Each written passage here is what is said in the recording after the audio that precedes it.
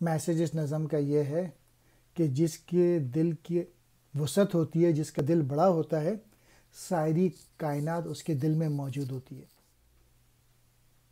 حقیقت یا میرے چشم غلط بین کا فساد؟ یہ زمین، یہ دشت، یہ کوثار، یہ چرغ کبود،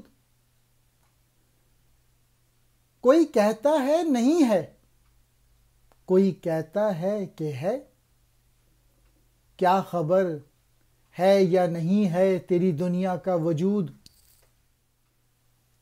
مرزا بیدل نے کس خوبی سے کھولی یہ گرہ، اہل حکمت پر بہت مشکل رہی جس کی کشود۔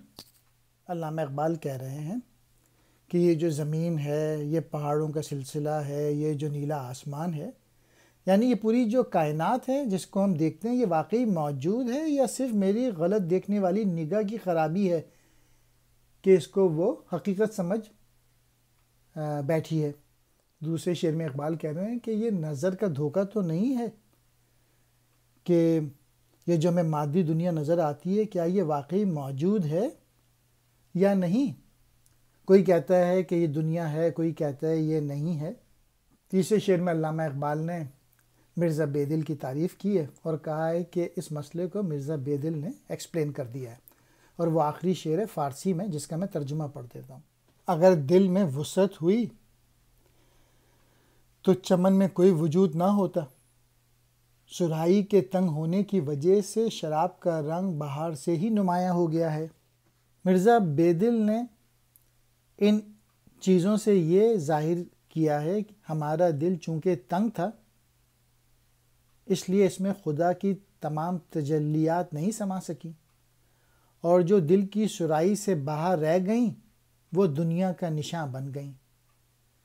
اور حقیقت یہ ہے کہ اس دنیا کا جو بھی نشان ہمیں نظر آتا ہے وہ خدا کی ان تجلیات کا پرتو تو ہے جو دل میں نہیں سما سکی۔ یہ کائنات اس لیے موجود ہے کہ ہمارا دل تنگ ہے۔